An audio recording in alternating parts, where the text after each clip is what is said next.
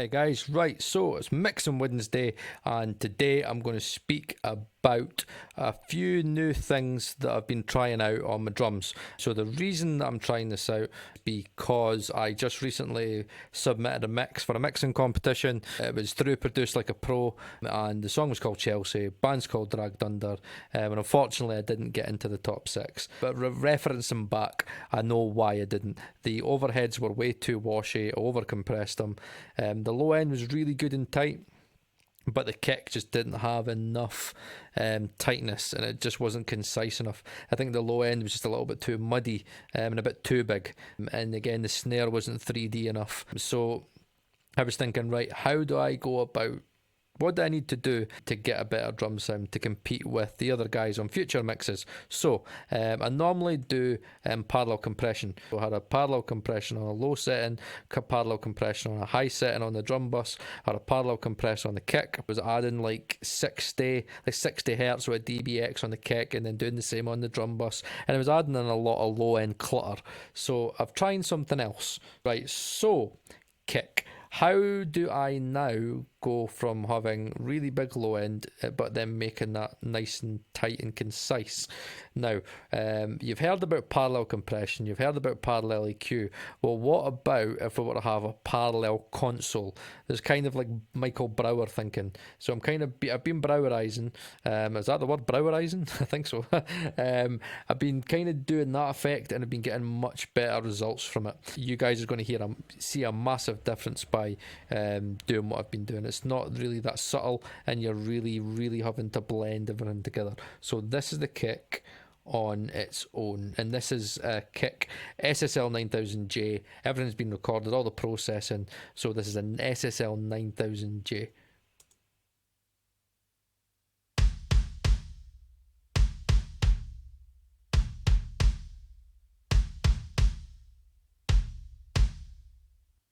Nice big kick, nice big slap to it. That's why I like the 9000J.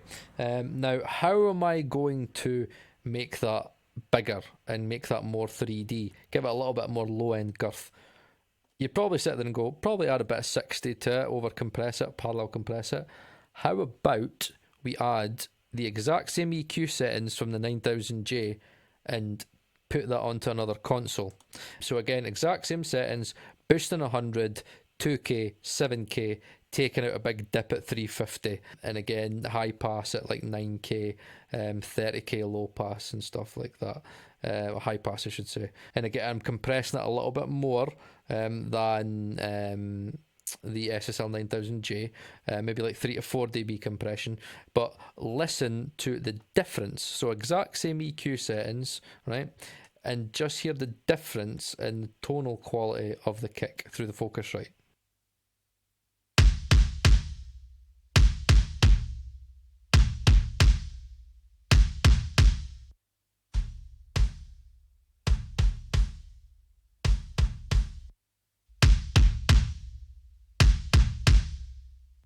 So it's a big difference, right?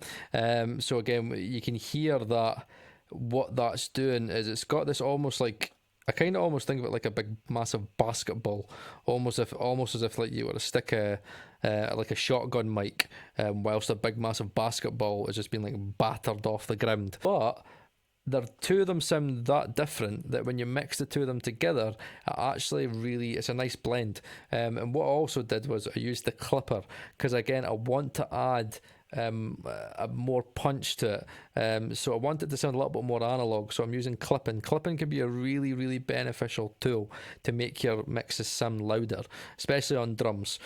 So again, you've got that fold back quality where again it's like working like as a peak limiter, but then it folds back the frequencies. You kind of get that kind of harmonic folding back. So what I'll do is I'll let you hear what the JST clip is actually doing to this kick.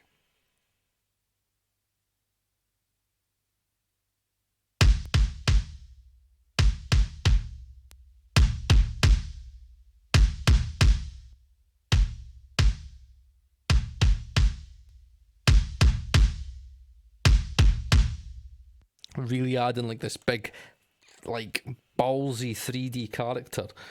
So I really like that kind of again, it's like all the high ends kind of been taken out of it, and it's really concise, which is what I need in my kick drums. So again, I've got this nice big slappy, like wet kind of kick drum from the SSL 9000J, bringing a lot of life to it. And then what I'm going to do is I'm going to add in the Focusrite, and what that's going to do is that's basically going to give me that low end character that I need. So what I'll do is I'll play it and then I'll bring it in and out.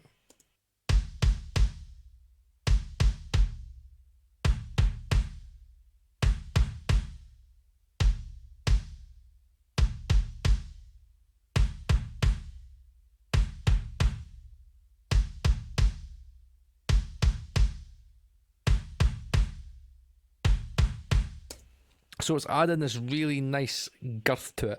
And again, I'm not adding any low end mud. Again, the highest frequency that I'm boosting is 100 Hz. So I'm adding in more 100 Hz. And the two of them are practically identical in their EQ.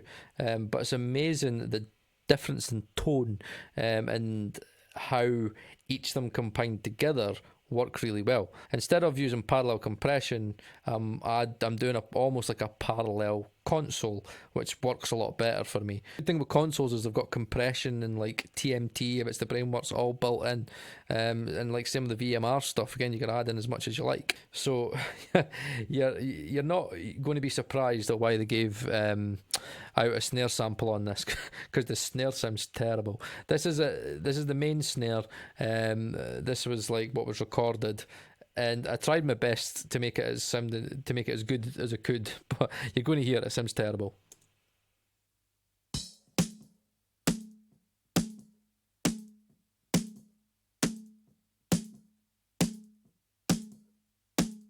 Doesn't matter what you do to that, you can process it whatever you like, it's just not a good enough snare. I kept it and I processed it. I like to keep the original snares. I don't know why, I just always like to keep in as much of the original source as I can. And so then we'll bring in the snare sample, right? So what I'm doing with so I'll let you hear it first, right? So this is the processed snare sample.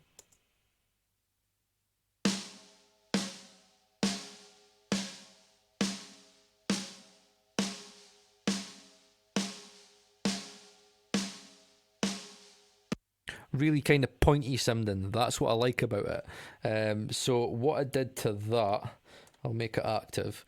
So I did the exact same EQ settings as I did with the 9000J. But what I really like about the slate stuff is, so if you watch my video that I did on the SSL EQ comparisons, I'll put a link to it in the corner, you can hear there's actually, even at the exact same settings, exact same boosts, cuts, compression settings, there is tonal characteristics. So, and I mean, there's like attack characteristics. So the SSL 9000J is more peaky, and it's got a little bit more dynamics to it, where the Acoustica and the Slate, what you'll find is that it's almost like a transient designer built into it, so it doesn't peak as much, and it's a little bit more consistent in its hits, which I think is why people think it actually sounds more analog, where the SSL 9000J, that's actually giving you the correct dynamics of the drummer's hits. So it's kind of a little bit of trickery on that side, but in the end, you want all your snare hits to be as consistent as possible. I've used the 1176, the blue edition. I really like that because I wanted the snare, as you can hear it, the snare's like ta ta ta ta ta, and I've just compressing it a little bit, maybe like 1 to 2 dB, and I've just did it in a way where I just wanted to tighten it up and just make it kind of as pokey as I could, and that's all I've got. Again, you treating that like my console in a sense. I know an SSL doesn't come with an 1176 built in, but as you can see, exact EQ used the exact same EQ settings. That's how I processed that. And then again, I'm using the JST clip in the same way that I used the Focusrite for the kick. And again, I wanted it to have a little bit more hair, and again, kind of stand out a little bit more. So that was how I processed that.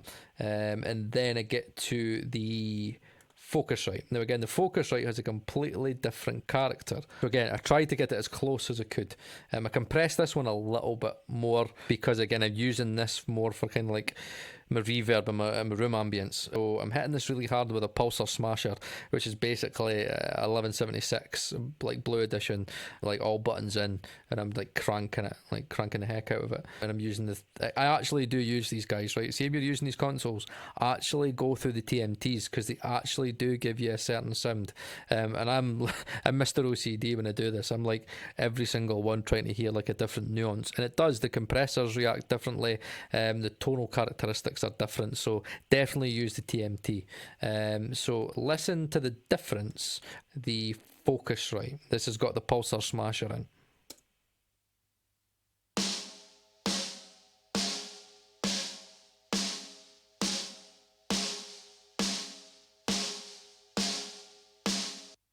Hear how it's kind of got this metallic sound to it, and it's like, again, it's like a little bit more analog to me. That's kind of what I think, and it's a really nice in 3D, and it's giving you. So again, listen to exact same snare sample, but again, look, SSL.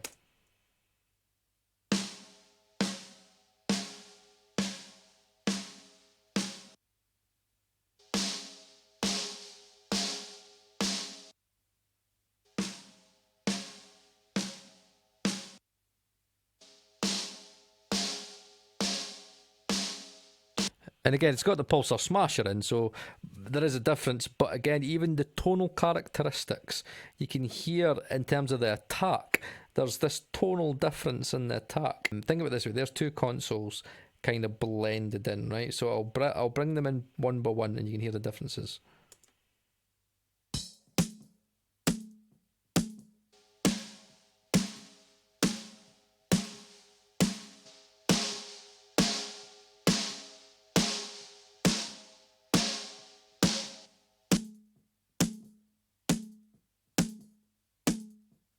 And you'll probably go, well, actually, I think the Focusrite's actually just like, that's just completely dominating, because that's the one that gave me what I wanted. So I've got three different characteristics. I've got the original snare, and I've got two different samples. And again, if I want to add in a little bit more of the room and a little bit more kind of reverb or energy, then I've got the Focusrite, which doesn't really sound that good on its own, but with the smasher it gives it a little bit of energy. So I've got three different tonal options. Now what to do is, what's interesting, I'll put it in with the kick as well. Listen, I'll take the slate out, and what you'll actually hear is how important each of them is to one another.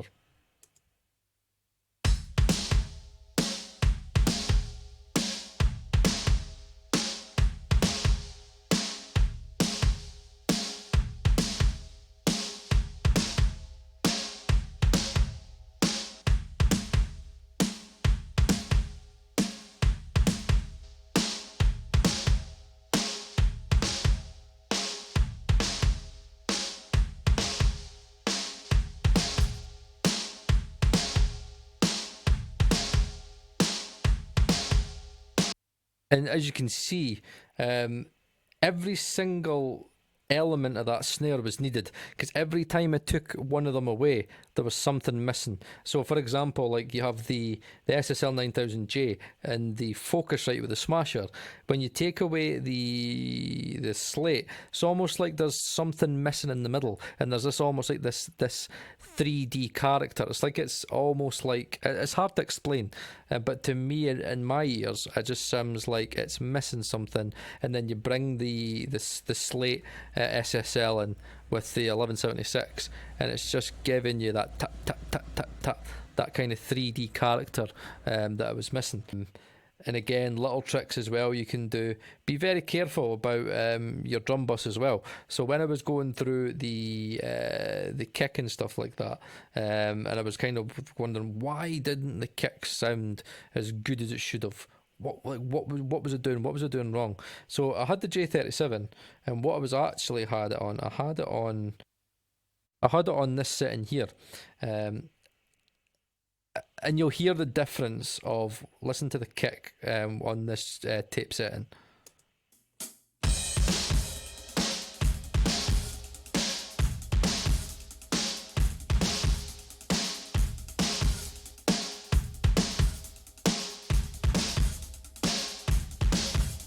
See how that low end's just really distorted. I don't know. I don't know how I managed to make that work using that setting on that dragged under mix, and it was the wrong setting to use. So now what I use is this, which is a master in fat, tight, and open, and just listen to how it enhances the drums.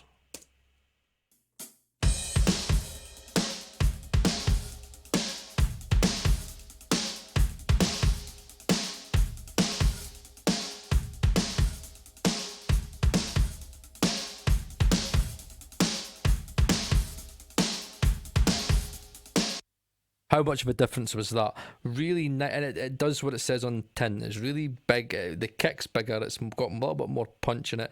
You can hear like the cymbals are a little bit clearer, a little bit nice high end, and it's not too much. And again, clipping, right? So what I just clipping's just the thing I found out, and again standard clips, like it's more of a cleaner version, and the good thing is that you can just set it in a way where it's really easy to use. Again, there's your saturation, you bring that in and out, and again you can just set it to go right soft clip 2 dB, job done. Really easy, does what it says on the tin, and it's really clean. So listen to what the clipping does on the drum bus. So again, listen to the snare and the kick and the overall punch of the drums.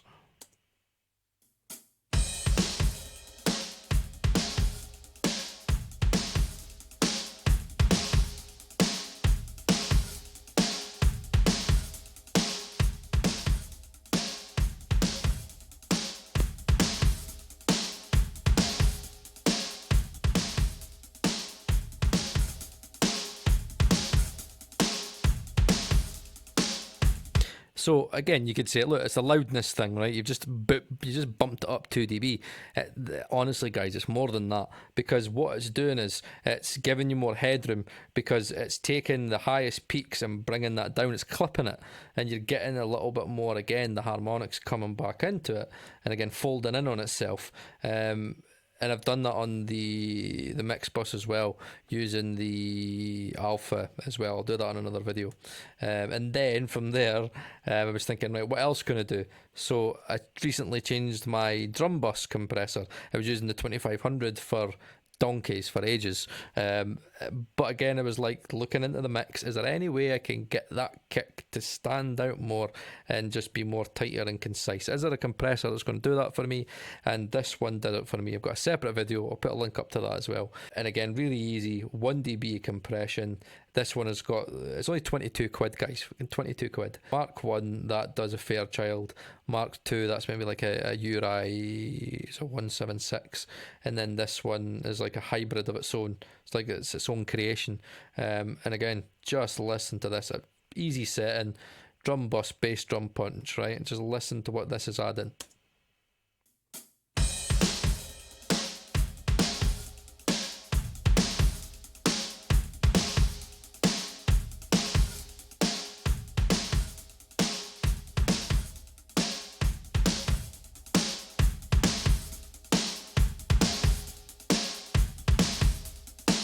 Really bringing out that kind of that pattern of the kick. It's just really making that more punchy, and I'm getting more energy out of the snare. That's what I liked about the 2500, the API 2500, was that the snare always stood out a little bit more. The snare's a little bit more snappier, and I really like how it's bringing out more of the room as well. And that, again, those are the three things that I changed. Was I added in a clipper, I added in tape, and I added in a new drum bus compressor.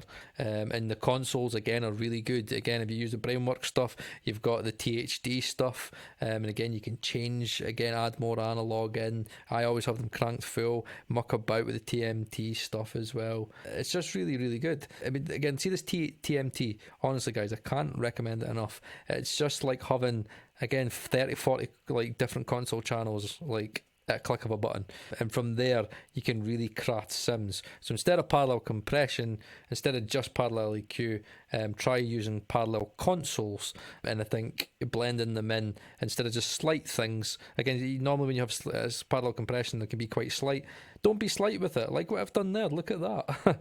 I've got, look, the snare is like, main snare's there.